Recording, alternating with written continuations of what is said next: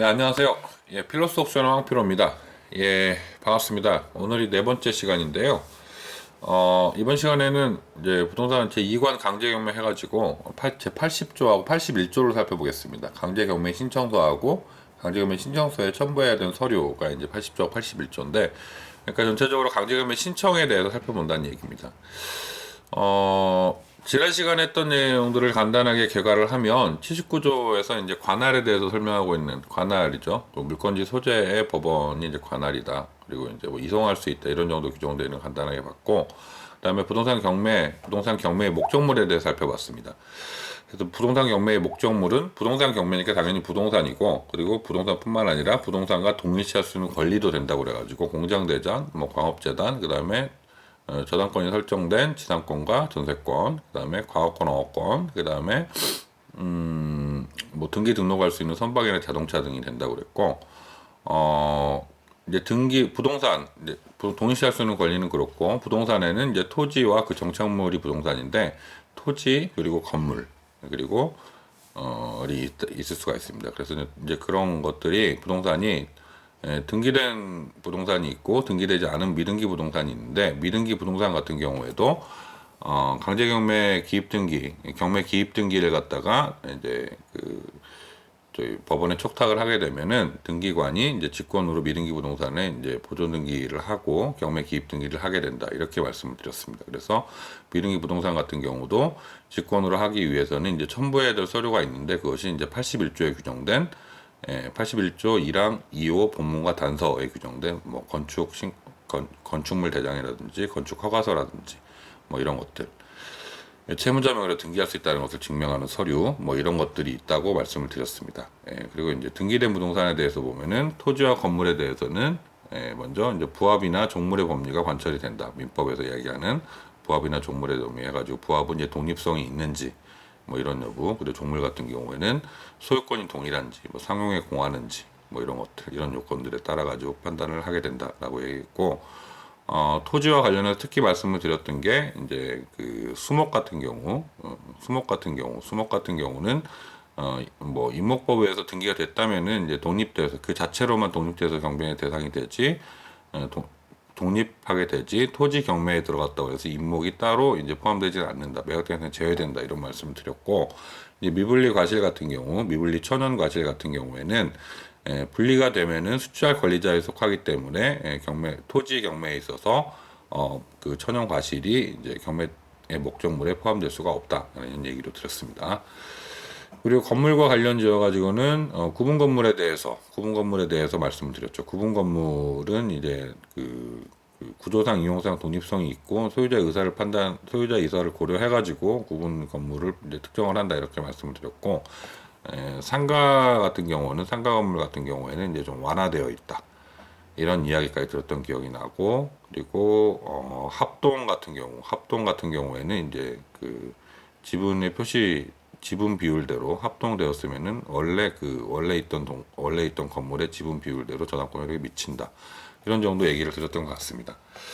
그래서 정리는 여기까지 하고요. 이번 시간에 할 것들에 이제 본 내용으로 들어가도록 하겠습니다. 그래서 이번 시간에는 80조부터 하는데요. 80조는 그러니까 먼저 강제경매 신청은 신청서하고 제반 서류들을 갖추고, 그다음에 인지라든지, 그다음에 이제 등록세를 내야 되겠죠. 인지에 대한 영수필 통지서, 등록세에 대한, 그다음에 등기도 해야 되니까 등기 수입 중지 같은 것들을 첨부를 해서 신청서를 쓰고, 신청서에 갖춘 써야 될 것들을 쓰고 접수를 합니다. 그리고 접수를 하면서 이제 경매 비용을 예납을 하게 돼요. 경매 비용이 뭐냐면 뭐 현황조사라든지 감정평가라든지 이런 거 하잖아요. 이런 것들 하니까 그런 비용이라든지, 뭐 또 아니면 송달하니까 송달료 같은 것들, 그것들 예납을 하게 되는데, 그런 것들을 이제 내면은 이제 강제경매 신청이 되는 겁니다. 강제경매 신청이 되는 거고, 물론 이제 임의경매 같은 경우에는 이제 신청서나 이런 것들이 첨부해야 될 서류 좀 달라지겠죠. 80조에 이제 아까 전에도 계속 얘기를 하고 있지만,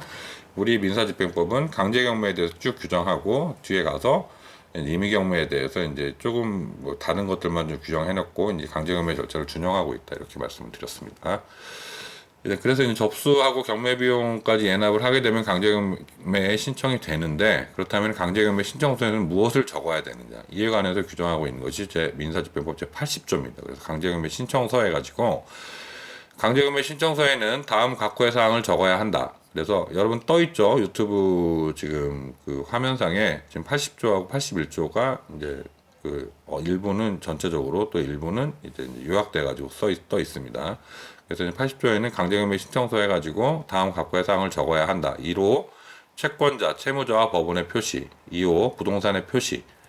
그리고 3호 경매에 유효가 된 일정한 채권과 집행할 수 있는 일정한 집행 권원, 이렇게 적혀 있습니다. 그래서 살펴보면은 먼저 채권자 1호부터 채권자, 채무자와 법원의 표시라고 되어 있는데, 법원의 표시는 이제 집행법원이니까 아까 79조에서 관할해가지고 부동산 물건지를 관할하는 법원이 이제 그 법원이 되는 거고, 이성되었다면 이성법원이 되겠죠. 뭐 그러니까 일단 물건지를 관할하는 법원을 써야 되겠죠. 그건 그렇고, 그다음에 채권자, 채무자를 표시를 해야 되는데, 채권자, 채무자를 표시하기 위해서는 채권자, 채무자의 이름과 주소를 적어야 되겠죠. 그래서 채권자, 채무자가 특정돼야 된다는 얘기고, 채권자, 채무자가 특정돼야 된다는 얘기고, 이제 물론 이제 뭐 이번 시간에 살펴본 것들이 그렇게 여러분들이 경매를 통해서 낙찰을 받고자 해서 이제 수익을 목적으로 하시는 분들이 대부분이실 텐데, 여러분한테 강제로 경매 신청하는데 신청서에 뭘 적어야 하는지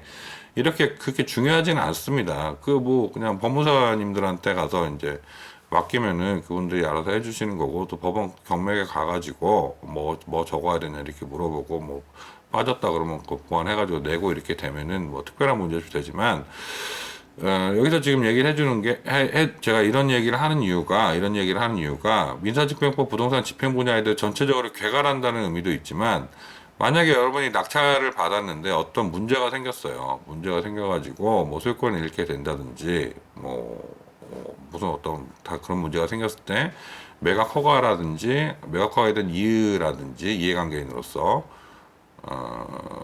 그리고 이제 즉시항고 같은 거를 불복을 해야 될 텐데, 그때 불복을 하려면은 뭐가 문제가 있는지, 어떤 권리가 있는지, 뭐 이런 것들을 알아야 될 거 아니에요. 그래서 강제경매 신청 절차에 문제가 있었다 그러면 그걸 가지고 이제 이의신청이나 뭐 이런 것들을 할 수가 있으니까, 이런 절차를 한번 개괄해 보자는 의미입니다. 우리가 법무사가 되자 이런 얘기는 아니니까 아주 자세하게 될 필요도 없고, 저도 잘 모릅니다. 저도 뭐 그렇게 자세히까지 알고 있지는 않고, 강의를 하기 전에 간단히 책 좀 찾아보고 정리해서 여러분한테 전달하는 의미밖에 없으니까, 이 강의에서 너무 세세한 부분까지 뭐 법무사 시험을 준비할 수 있는 정도까지의 뭐 내용을 바라시는 분은 없겠지만, 혹시라도 그런 분이 계시다면 뭐 그럴 수는 없으니까 이 강의를 들으시면 안 됩니다. 그래서 전체적으로 개괄하자는 의미니까 그 정도로 알아들으시면 될 것 같습니다. 그래서 신청서에는 다음 각고의 사항을 적어야 한다라고 해가지고, 채권자, 채무자, 법원을 표시해라. 채권자, 채무자, 법원을 표시하는데, 채권자, 채무자는 이제 특정될 수 있을 정도로 채권자와 채무자 이름과 주소를 적어야 한다라고 그랬죠. 그리고 채권자, 채무자를 특정을 해야 되고, 그 다음에 이제 공유지분에 대한 경매 신청이 나와 있는데, 공유지분에 대한 경매 신청 같은 경우에는, 공유지분에서 예를 들어서 A라는 부동산에 대해서 갑을 병이 3분의 1씩 공유하고 있는 부동산이 토지가 있다고 합시다. 그 중에 갑이 저한테 돈을 빌려가지고, 제가 이제 재판 걸어가지고 이제 집행권을 얻어가지고, 그 갑의 지분 3분의 1에 대해서 공유 지분에 대해서 경매 신청을 했다고 그랬을 때, 그때 여기서 갑의 이름과 주소만 적으면 되느냐라고 생각할 수가 있는데, 그게 아니라는 겁니다. 그게 아니고 공유자 전원의 이름과 주소 및 채무자의 지분을 적어야 된다라는 거죠. 그래서 저희 민사집행법에는 공유자 우선 매수 청구권이라는 게 있어요. 공유자 우선 매수 청구권이라는 것들이 있고, 뭐 아무튼 여러 가지 그런 공유자들은, 다른 공유자는, 그러니까 갑이 아닌 을과 병, 채무자가 아닌 공유자들은 경매 절차에서 이해관계인이 되고, 그 사람들한테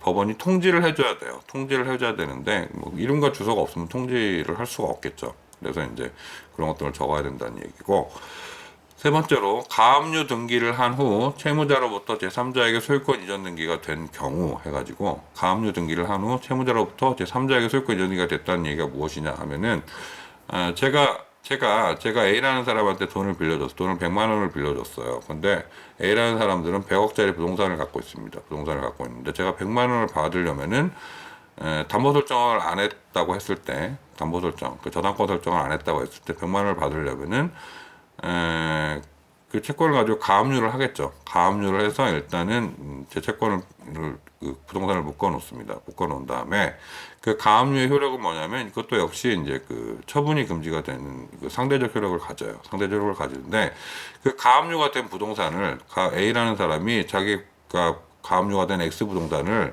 B라는 사람한테 팔아버렸어요. 가압류가 된 채로. 가압류가 된 채로. 근데 상대적 효력을 가진다고 하기 때문에 그 처분 자체는 그 B라는 사람도 소유권이 넘어가기가 합니다. 넘어가긴 하지만 그 상대적 효력이라는 건 가압류를 한 저가 가압류를 했으니까 100만 원 채권에 대해서 저한테는 대항을 못한다 이런 효과밖에 없는 거예요. 그래서 가압류가 된 부동산도 이제 등기가 넘어갈 수가 있는데 그래서 이제 가압류 등기를 한 채로 채무자랑 제3자 소유권 얘기가 됐어요. 됐는데 제가 그거를 100만 원을 안 주니까 갚기 위해서 이제 그 저기 뭐야 소송 걸어가지고 본합류로 이제 이행해가지고 소송 걸어가지고 강제 경매를 신청한다고 합시다. 신청한다고 했을 때 그때 채무자를 누구로 적어야 되느냐? 채무자를 지금 현재 소유자인 제3자 을로 적어야 되는지 아니면 원래 소유자인 B라고 그랬습니까? 아까 B로 적어야 되는지 아니면 원래 소유자인 A로 적어야 되는지 한다고 했을 때 가압류 채무자를 그대로 채무자로 표시해야 된다. 그러니까 즉 A를 채무자로 표시해야 된다는 이야기가 되겠습니다. 그래서 실무에서는 현 소유자는 제3취득자로 표시한다라고 이제 책에 이제 나와 있습니다. 현 소유자는 제3취득자로 표시를 한다라고 얘기를 했죠. 제3취득자가 뭐고 뭐 이런 것들은 민법이나 이런 것들 실제법적으로 이제 공부를 하시면서 실제법적으로 공부를 하시면서 좀 개념을 명확히 하셔야 될 것 같습니다. 간단하게 말씀을 드리자면은 뭐 담보권이 설정돼 있다든지 담보권이 설정된 부동산 같은 경우 있지 않습니까?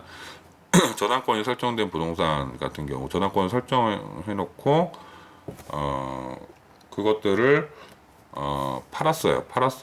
팔았으면은 그거를 취득한 사람을 제3취득자라고 합니다. 그러니까 제3취득자는 소유권자라든지 임차권자라든지 전세권자든지 이런 사람들이 포함이 됩니다. 제3취득자 취득을 한 처분행위에 의해 가지고 관련된 부동산을 처분행위에 의해 가지고 그거를 취득한 사람을 제3취득자라고 표현하고 이런 것은 제3취득자는 민법에 있어서 그 채권과 관련해 가지고 변제를 한다든지 하는 범위가 그 채무자하고 좀 다릅니다. 채무자가 다르니까 그 정도로 알고 넘어가시면 될 것 같습니다.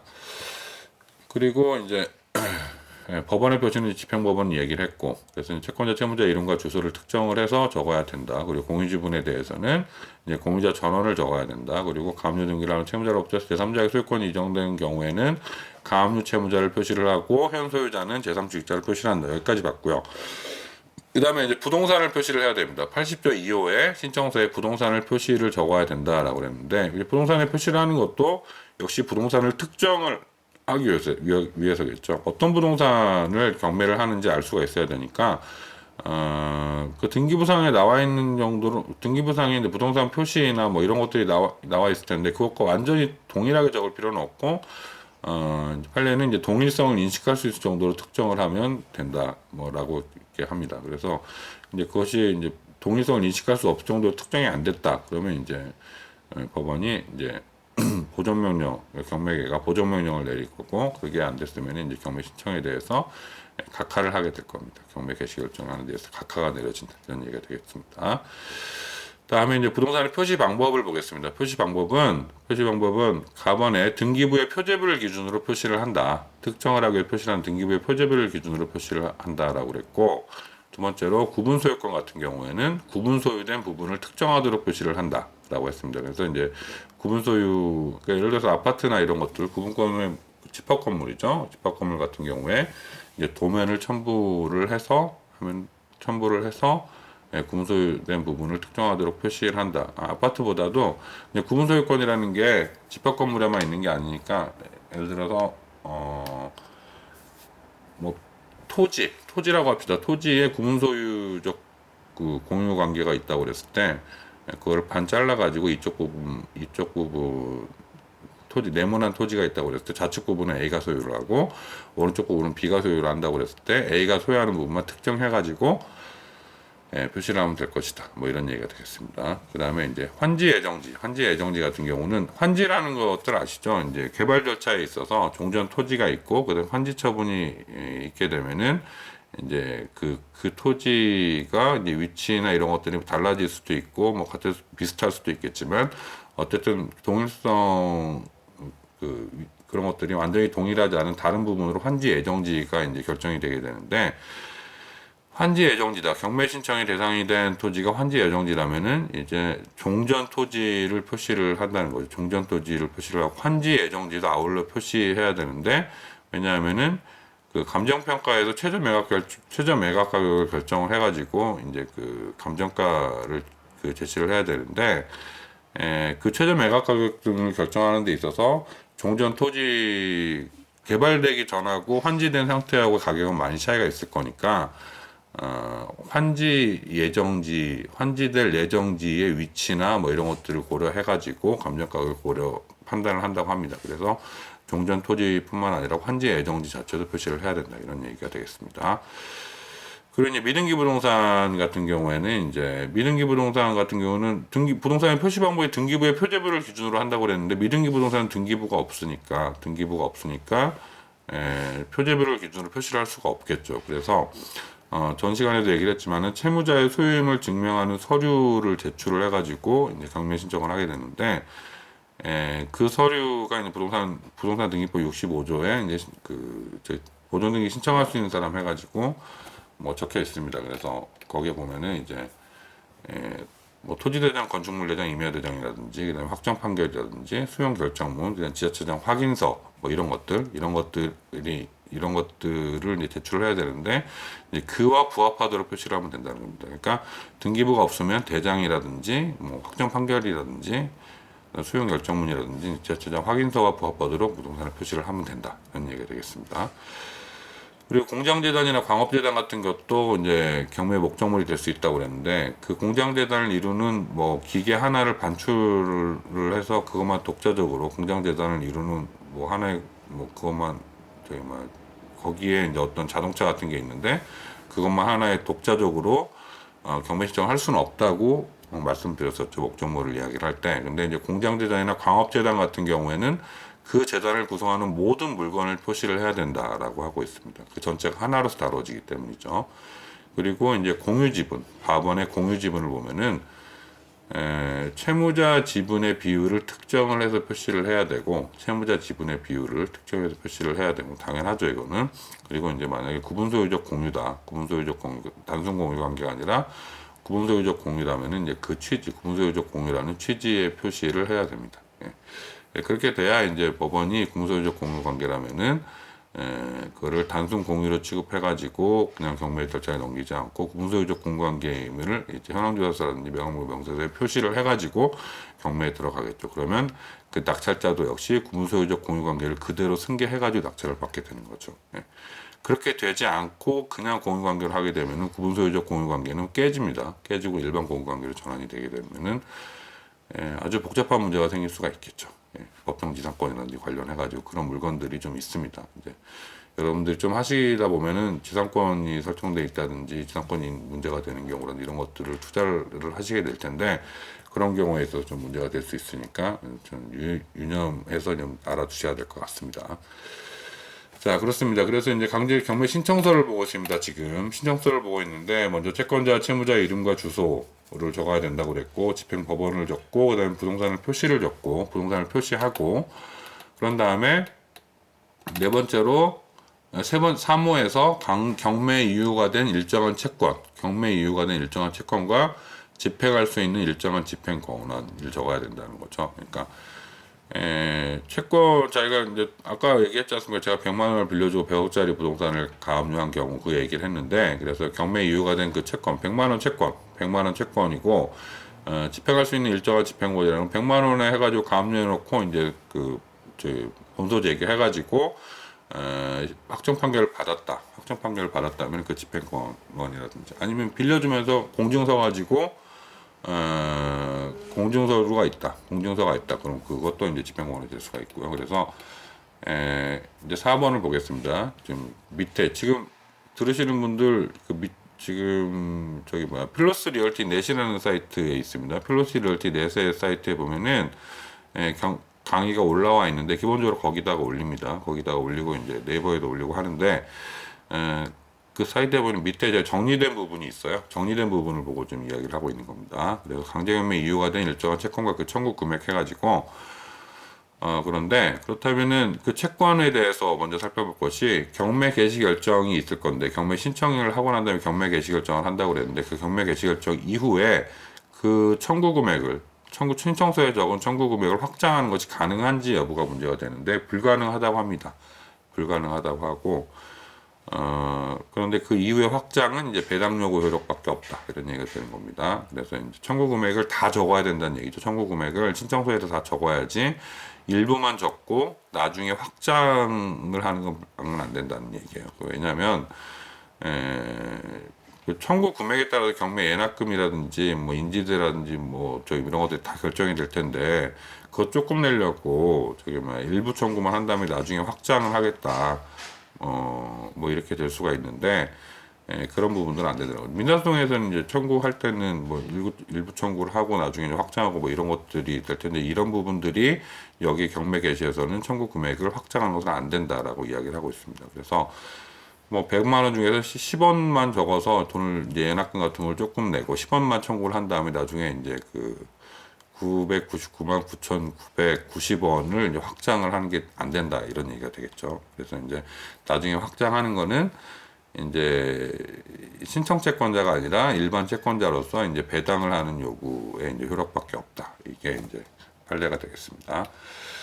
그 다음에 이제 채권자가 집행권한의 범위는 집행권한에 표시된 바에 의하여 정해진다. 집행권한의 범위는 집행권한에 표시된 바에 의해서 정해진다라는 얘기죠. 그래서 이게 무슨 말이냐면 집행력 있는 집행증서가 있습니다. 집행증서도 그러니까 확정 판결 100만 원에 대해서 제가 소송을 아까 그 예를 들어볼게요. 100억짜리 부동산 가압류 사건 있죠.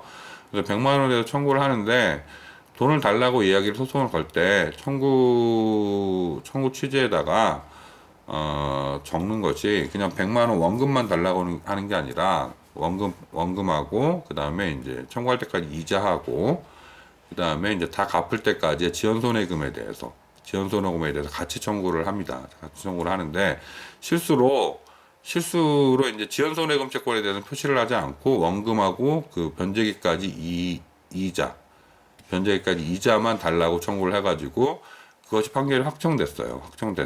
확정돼가지고 그럼 집행권원에는 저기 청구한 대로 표시가 되기 때문에 원금하고 이자만 그 지급하라 뭐 이런 식으로 이제 확정 판결이 났다 그러면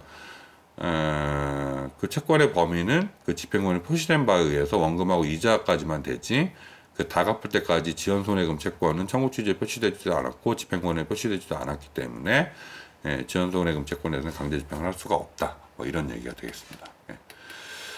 그리고 세 번째로 경매 신청 기입 등기 이후에 부동산의 소유권을 취득한 제3취득자는 경매 신청서에 기재된 청구 금액만을 변제 공탁하고 청구 이의소를 제기할 수 있다. 그래서 제3취득자가 또 나오네요. 그래서 경매 신청 기입 등기는 이제 압류 효력, 경매 개시 결정을 하고 기입 등기는 이제 압류 효력을 가지는데 이 압류도 역시 처분 금지 효력을 가지는 게 목적입니다. 처분 금지하게 해서 부동산을 묶어두는 역할을 하는데 이것도 역시 상대적 효력밖에 없기 때문에 부동산의 소유권을 다른 사람이 취득할 수가 있어요. 그래서 그걸 제3취득자는 아까 말씀드렸죠. 제3취득자는 채무자하고 비교해가지고 갚아야 될 금액의 범위가 적어진다. 그래서 제3취득자가 자기가 샀는데 경매가 들어왔어. 그러면은 제3취득자가 경매를 없애시킨다든지 청구 이의소를 제기를 할 수가 있는데 거기서 청구 이의소를 제기할 때 금액을 변제 공탁해야 되는데 청구 신청서에 기재된 청구 금액만큼만 변제 공탁하면 된다는 겁니다.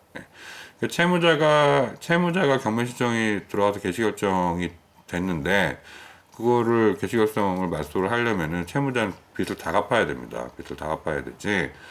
왜냐하면 집행권원이 근거가 된 채권이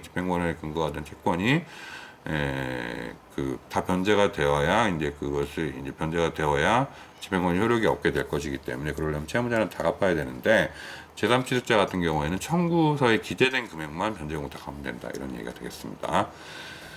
다음으로 이제 3호를 지금 보고 있습니다. 80조의 3호를 보고 있는데 먼저 경매 이유가 된 일정한 채권까지를 받고 다음으로 이제 집행할 수 있는 일정한 집행 권한을 적어야 된다고 하는데 그 집행 권한에 대해서 보겠습니다. 그래서 만약에 집행 권한을 당연히 적어야 되겠죠. 집행 권한을 확정 판결이면 확정 판결, 지금 확정된 지급명이면 확정된 지급명령, 그리고 만약에 공정증서라면 공정증서 뭐 이런 것들을 적어야 된다는 얘기고, 그 집행 권한의 내용을 이루는 채권의 기한이 도래하고 조건의 채권이라면 조건이 성취되는 등 즉시 집행할 수 있다는 것을 의미한다. 그러니까 집행할 수 있는이라는 것, 집행할 수 있는이라는 게 그러니까 일정한 집행 권한을 적으라는 게 아니라 집행할 수 있는 일정한 집행 권한을 적으라고 그랬잖아요. 그래서 만약에 그 집행 권한 내용을 이루는 채권이 기한부 채권이라든지 또는 조건부 채권이라면은 기한이 도래한 사실이라든지 조건이 성취되었다는 것들을 성취되었어야 가능하다는 거죠. 그래서 기한이 미도래했거나 조건이 이제 미성취된 채권의 집행 권한의 기한 경매 신청은 이제 부적법하고 그런 경우는 이제 각하 사유가 되지만은 경매 절차가 이제 취소되기 전에 기한이 도래하고 조건이 성취가 되면 하자가 치유가 된다. 이런 얘기가 되겠습니다. 다음으로 적어야 될 게 이제 만약에 지금 신청서에는 채권자, 채무자와 법원의 표시 이렇게 되어 있는데 그리고 이렇게만 되어 있는데 대리인이 만약에 신청을 한다. 그러면 이제 대리인도 표시를 해야 되는 거죠. 대리인의 이름과 주소도 표시해야 되는 거고 이제 그 본인이 이제 소송 무능력자여 가지고 미성년자 같은 경우는 소송 능력이 없기 때문에 소송 무능력자인 같은 경우 법정 대리인, 미성년자 같은 경우 법정 대리인, 뭐 미성년자뿐만 아니라 이제 한정 의견인, 뭐 피한정 의견인, 뭐 이런 거 다 있잖아요. 성년 의견인 뭐 이런 제도가 있지 않습니까? 예전에는 그 금치산자 뭐 이런 거 있는데 한정치산자 이런 거 바뀌었죠. 그래서 이제 소송 무능력자인 경우에는 법정 대리인 표시해야 되는 거고. 그게 없으면 이제 특별 대리인을 선임한다. 의사무능력자 같은 경우에 법정 대리인이 없을 수도 있는데 그런 경우에는 이제 특별 대리인을 이제 선임해야 해서 이제 한다. 이런 얘기가 되겠습니다. 그리고 상법상의 지배인이나 부재자 재산 관리인 같은 경우도 대리인이 될 수가 있는데 그런 경우에는 이제 부재자 재산 관리인 같은 경우는 선임을 하는 거니까 법원이 선임을 하는 거니까 그런 경우 같은 경우는 그 자격증명서 같은 게 있나 보네요. 잘 모르겠는데 자격증명서, 그다음에 상법상 지배인 자격증명서는 이제 등기부 떼보면 지배인 표시가 나올 테니까 그런 거 내면 될 것 같습니다.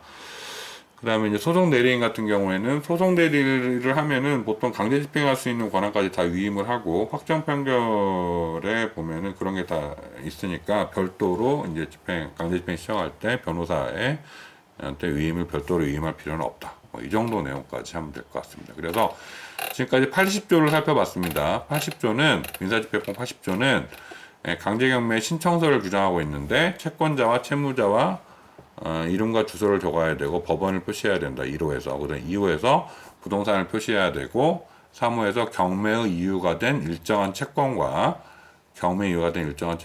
집행할 수 있는 일정한 집행권을 적어야 된다. 여기까지 봤습니다. 여기까지 봤고 이제 81조를 보겠습니다.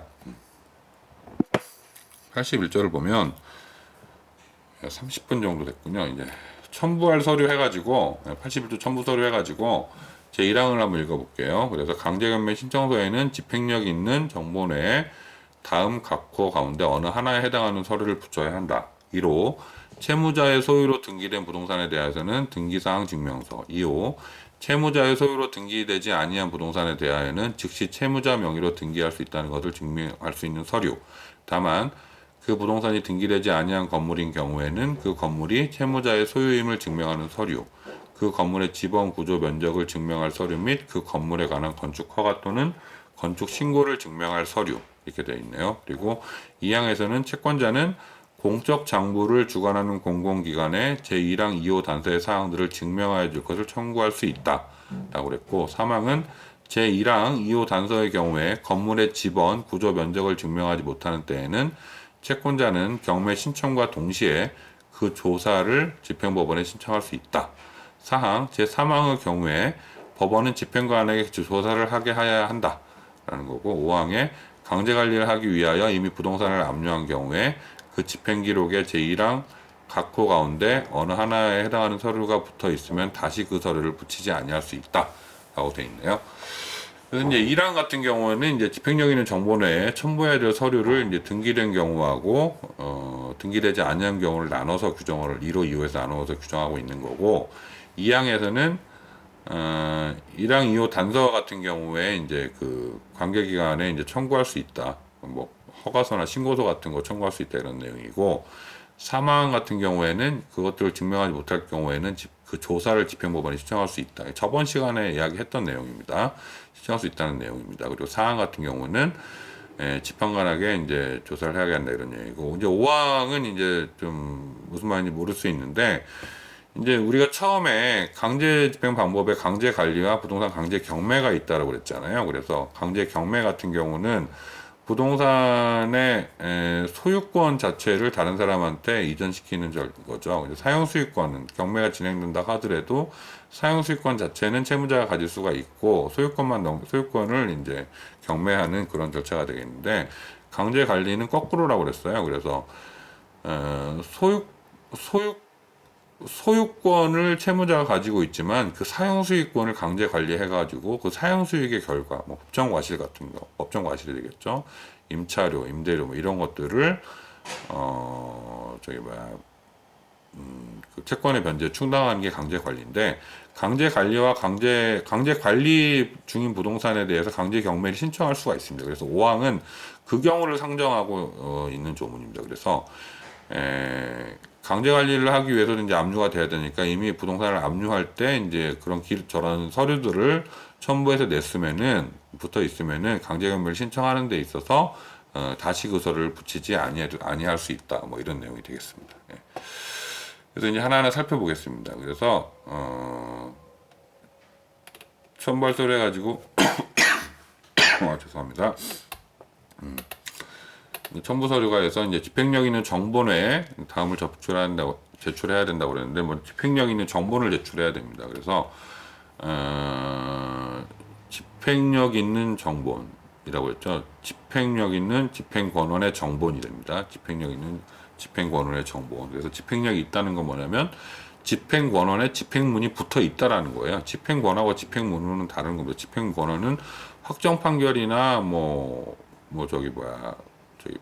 확정된 지급 명령이라든지 확정 판결문이라든지 그다음에 이제 수용 결정이라든지 뭐 공증서류라든지 뭐 이런 것들을 말한다고 그랬는데 그 집행권원이 있으면은 집행문을 부여받아가지고 집행문을 붙여가지고 강제경매 신청서에 내야 된다는 얘기예요. 그래서 그 집행문이라는 거는 어디서 발급받냐면은 판결이나 이제 화해나 조정조서 같은 경우에는 이제 법원 사무관이 부여를 할 거고 확정 판결 같은 경우는 공정증서 같은 경우는 이제 공증인이 되는 거고 근데 확정된 지급명령 지급명령 신청하고 난 다음에 2주 후면은 확정이 되는데 그런 경우는 지급행문 부여를 받을 필요가 없다고 돼 있네요. 예. 좀 알아두시면 될 것 같고 그래서 이제 집행력 있는 정본, 집행문이 붙어 있는 집행권원의 정본을 제출을 해야 되고 그 다음에 집행권원의 송달 증명서가 필요합니다. 집행권원이 송달이 됐어야 될 거 아니에요. 예. 그러니까 확정 판결을 받았어요. 확정 판결을 받았는데 그것이 이제 집행권원이 이제 송달이 돼야 될 거 아닙니까? 송달이 돼야 되는데 그런 경우에 송달이 안 됐다면은 집행권원이 효력이 있겠습니까? 효력을 인정할 수가 없겠죠. 그래서 확정 판결이 확정되고 난 다음에 그러니까 제가 100만 원의 채권을 아까 100만 원으로 100억짜리 가압류한 그 사건에서 100만 원짜리 소송을 걸어서 이제 거기서 확정 판결이 나서 제가 승소 판결을 받았습니다. 근데 승소 판결을 받았는데 그 승소 판결 난 것이 100억짜리 소유자 그 A한테 송달이 되면 송달 증명이 될 텐데 송달이 안 됐다면은 강제경매 신청할 수 없다 이런 얘기가 되겠습니다. 그래서 확정 판결은 송달 증명이 필요한 거고 집행권원 중에 공정증서 같은 건 필요가 없습니다. 왜냐하면은 그 공정증서 그 자리에서 이제 집행력이 있고 다 되는 거고 그 자리에서 같이 가서 하잖아요. 공증 받을 때 채무자랑 그렇기 때문에 이제 필요 없다 이런 얘기가 되는 겁니다. 그래서 이제 집행권원의 송달 없이 한 집행행 해가지고 집행권원이 송달이 안 됐는데 집행행위를 했다. 강제경매 신청을 받아들여가지고 집행을 했다. 그러면은 판례 같은 경우는 부동산 강제경매 같은 경우는 절대 무효다. 라고 하고 있습니다. 절대 무효. 뭐 여러 학설이 있나 봐요. 뭐 학설이 있는데 다 아실 필요는 없고 그냥 무효다 이렇게 하시면 될 것 같습니다. 그리고 집행권의 송달 증명서가 있을 거고, 그다음에 집행문 및 증명서의 송달 증명서, 집행문 및 증명서 송달 증명서, 뭐 집행문도 송달이 돼야 되니까 뭐 송달 증명서도 있어야 된다는 얘기고, 그다음에 담보 제공의 증명서와 그 등본의 송달 증명서, 뭐 이런 게 있나 봅니다. 뭐 그렇다고 하고, 그다음에 이제 5번에 반대 의무 이행, 반도 의무 이행, 뭐 담보 제공 이거는 가집행보 선고 뭐 이런 거에서 관련된 뭐 그런 것 같은데, 아무튼 뭐 있다고 하니까 그렇게 아시고, 예. 5번에 반대 의무 이행 또는 이행의 제공을 증명하는 섬, 이거는 좀 아셔야 될 것 같은데, 동시행 항변권이라는 게 있잖아요. 동시행 항변권. 그래서 민법에서 어떤 그 쌍무계약에 있어서 쌍무계약이라는 건 서로 채권자이고 채무자이다 이런 얘기예요. 그래서 내가 상대방한테 어떤 그 변제 급부를 요구를 하면은 상대방도 나한테 이제 그 반대급부에 필요한 것들을 요구할 수 있는데, 그것들은 이제 동시행해야 된다는 겁니다. 그래서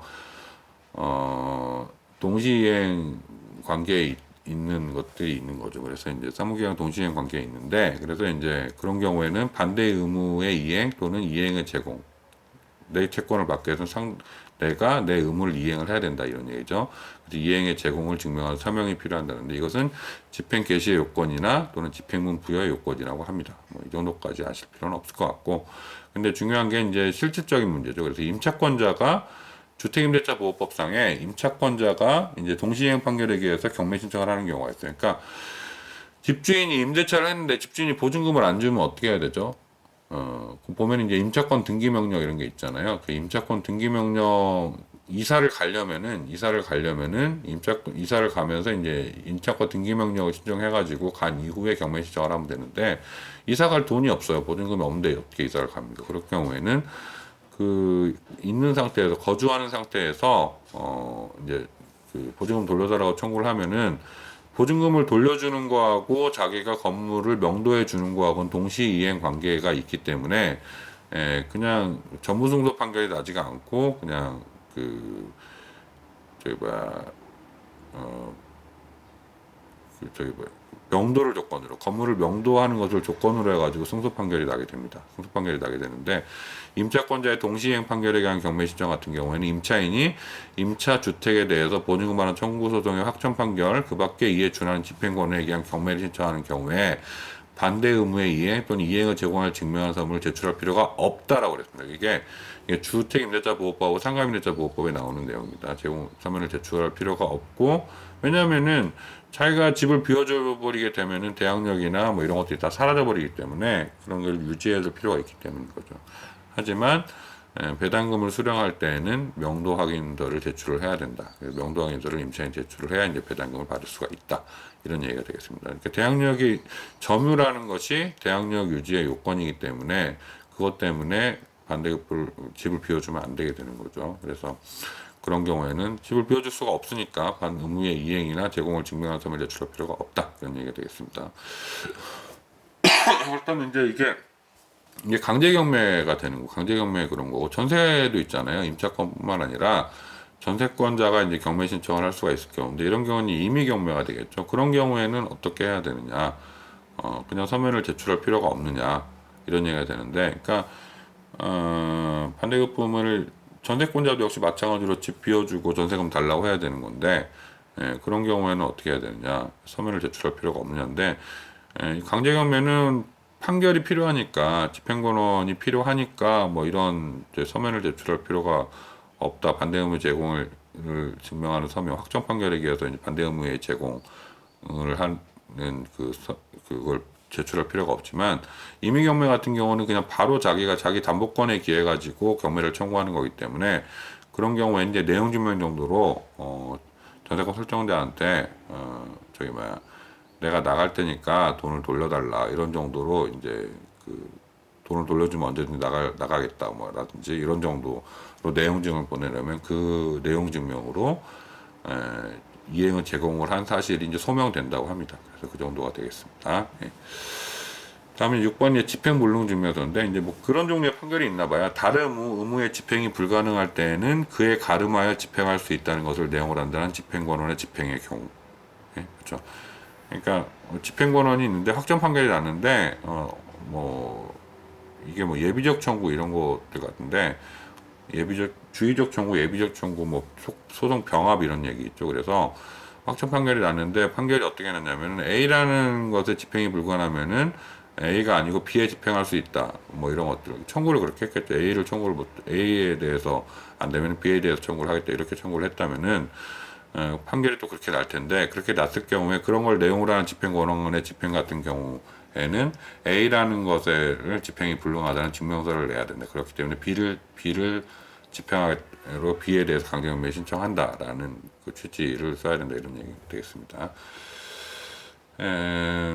그래서 이제 집행력 있는 정본 등을 제출해야 된다고 그랬고 집행력 있는 정본 외에 다음 각 호에 해당하는 서류를 붙여야 한다라고 그래서 이제 81조 1항을 보고 있습니다. 그래서 채무자의 소유로 등기된 부동산에 대한 등기사항 증명서, 등기사항 증명서를 당연히 넣어야 되는 거고 채무자 명의로 소유되지 아니한 부동산에 대해서는 즉시 채무자 명의로 등기할 수 있음을 증명할 서류 해가지고 어제 자세히 봤죠. 그래서 81조 1항에 건축물 대장, 본문에 건축물 대장 같은 거, 확인서 같은 거, 지자체 확인서 이런 것들을 내야 되는데 그게 용이하지 않을 경우에는 단서에서 건축 허가서나 신고서 같은 것들로 대신할 수가 있다. 이런 얘기가 되는 거고 뭐 그것들을 또 법원에 신청하면 조사까지 해준다. 여기까지 얘기했습니다. 그리고 이제 채무자가 상속인인 경우인데 채무자가 상속인인 경우에는 대위에 의한 상속 등기를 채무자 명의로 한 다음에 경매 신청이 가능하다라고 그랬습니다. 대위에 의한 상속 등기를 채무자 명의로 한 다음에 경매 신청이 가능하다. 그러니까 채무자가 상속인인데 상속인 명의로 등기가 안 돼 있으면 원칙적으로 경매 신청이 상속인에 대해서 안 된다라고 그런 거예요. 그래서 채권자 대위권에 기해 가지고 채권자 대위권과 부동산 등기법에 규정이 되어 있는데 상속 등기를 상속인 앞으로 한 다음에 상속 등기를 그러니까 피상속인이 사망을 했기 때문에 피상속인에서 상속인한테 등기를 하는 게 안 되는데 등기법상에 채권자 대위에 의해서 할 수 있다라고 대위에 의해서 상속 등기를 할 수 있다라고 이제 규정이 돼 있어요. 이제 그거를 몇 돈인지 정확히 모르겠는데 찾아보시고 채무자 명의로 한 다음에 경매 신청이 가능하다는 얘기고 만약에 다음은 이제 채무자가 소유권 이전 등기 청구권을 가지고 있어요. 소유권 이전 등기 청구를 가지고 있는데 등기는 안 된 경우에 없는 경우에는 그 채무자가 제3채무자에 대해서 가지고 있는 소유권 이전 등기 청구권을 갖다가 압류한 후에 보관인을 선임해서 채무자 명의로 소유권 이전 등기를 한 다음에 강제경매 신청을 할 수 있다는 얘기입니다. 그러니까 상속인하고 채무자가 소유권 이전 등기 청구권만 가진 경우는 원칙적으로 안 되지만 상속인과 채무자 앞으로 등기를 대위에 의해서든지 이제 보관인 선임해서 이제 등기를 하든지 해가지고 강제경매 신청을 해야 된다 이런 내용이 되겠습니다. 이제 그 밖에는 이제 자격증명서, 뭐 무능력자 법정대리인이라는 법정대리인 자격증명서라든지 그다음에 법인의 대표자 같은 경우에는 등기부 등본 같은 경우라든지 또 위임했으면 위임장이라든지 뭐 이런 것들, 그다음에 부동산 목록, 열통 뭐 이런 것들을 해서 강제경매 신청을 첨부를 해야 된다 이런 내용이 되겠습니다. 그래서 몇 분 지났나요?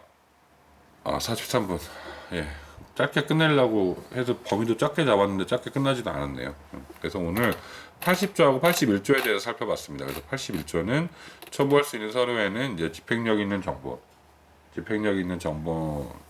붙여야 되고 그 외에 뭐 여러 가지 서류들 방금 봤던 서류들을 붙여야 된다. 이 정도까지 얘기할 수 있는 것 같습니다. 다시 한번 말씀을 드리지만 얘기를 했나요? 예. 지금 강제경매 신청서 같은 것들 법무사님한테 신청하면 다 되는데 이거 굳이 우리가 알아야 되느냐 할 수가 있다라고 그랬는데 알아야 되느냐 이런 것들을 알아야 될 필요가 있느냐 이런 얘기를 할 수가 있는데 아까 얘기 송달 같은 거 있잖아요. 송달 같은 경우에 송달이 아니라 집행권원의 집행권원이 송달이 안 됐어요. 근데 안 됐는데 그 강제경매가 진행이 돼가지고 소유자가 바뀌었어요.